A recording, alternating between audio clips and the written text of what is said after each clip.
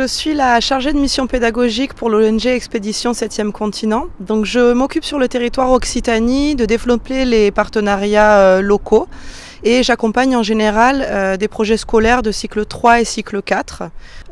En ce moment, par exemple, j'accompagne en fait une classe du lycée de la Mer qui travaille sur un court-métrage sur l'impact de la pollution plastique sur l'étang de Thau. Donc, qui sera présenté au festival Lumexplore à la rentrée scolaire prochaine.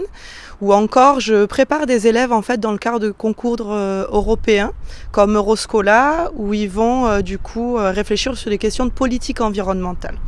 Ou encore accompagner des écoles polytechniques comme à Montpellier qui ont besoin en fait de mon aide pour rassembler des données et qui va leur permettre par la suite de mettre en place des solutions techniques qu'ils vont proposer à des collectivités locales pour par exemple quantifier le taux d'émission de microparticules qu'on va retrouver à la sortie des collectivités.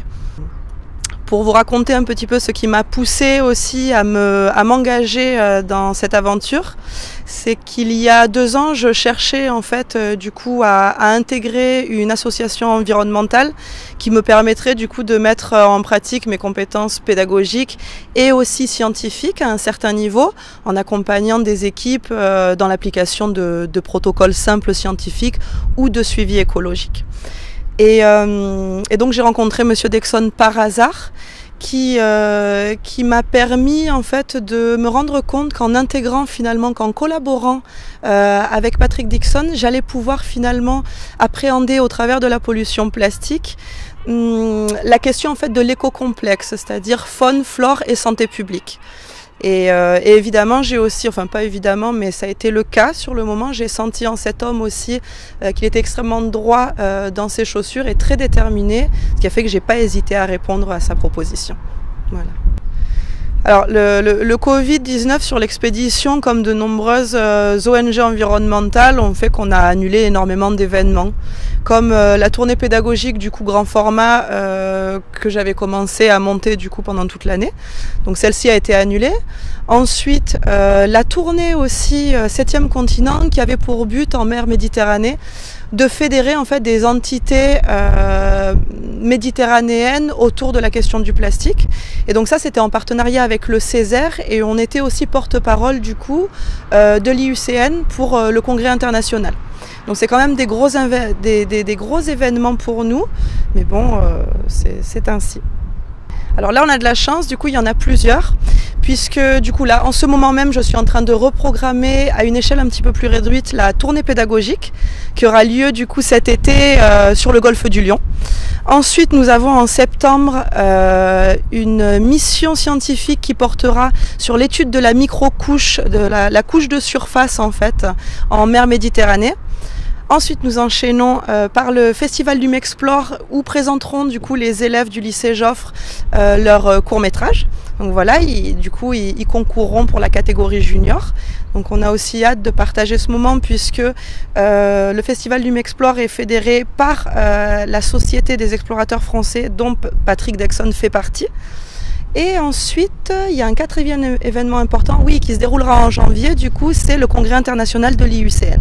Pour nous, ces événements, déjà, ils sont importants parce qu'ils nous permettent de continuer à transmettre notre message et d'alerter l'opinion publique sur la question de la pollution plastique. Ensuite, effectivement, d'aller à la rencontre au travers des tournées pédagogiques des citoyens et de faire émerger aussi un petit peu leur conscience sur le rôle qu'ils jouent dans la réduction et donc la surconsommation du plastique, plus particulièrement le plastique jetable, par exemple. D'autre part, il y a un 3e point d'honneur qui fait aussi partie de l'ADN de 7e Continent, c'est au travers du coup de ces escales pédagogiques fédérer des acteurs du coup complémentaires tels que des acteurs institutionnels, des acteurs professionnels, des acteurs associatifs qu'on va mettre autour de la table pour créer une véritable synergie du coup territoriale. Voilà. Donc le plastique dans l'océan, il y en a partout. Ça c'est une certitude. Après, ce que je disais, c'est que je ne vais pas avancer des chiffres parce que en termes d'échelle et de représentation, c'est pas forcément des choses qui sont accessibles et que je vous inviterai plutôt à aller faire un état des lieux sur Internet avec des sources propres. J'ai envie plutôt d'aborder cette question sous un axe du coup de recherche qui est l'état de la recherche aujourd'hui. Et aujourd'hui, on se trouve encore aux prémices du coup d'une recherche scientifique qui a encore beaucoup à apprendre finalement de cette pollution plastique. Comme par exemple les comportements de la nanoparticule.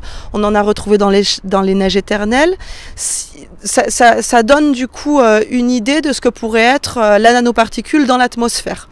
Ou encore ensuite, par exemple, la présence, la répertoriation de virus et de bactéries qui sont directement générés par cette pollution plastique.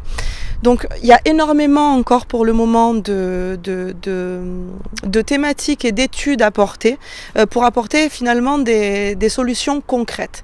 Et ces solutions concrètes, elles se font avec les acteurs qui détiennent des moyens, qui sont aussi capables de se mettre autour de tables de concertation, comme on le disait précédemment, des acteurs associatifs comme le fait 7e continent auprès de Green Plasturgie, des acteurs institutionnels, etc. Et évidemment, de sentir aussi une véritable volonté politique de nous accompagner dans ce processus.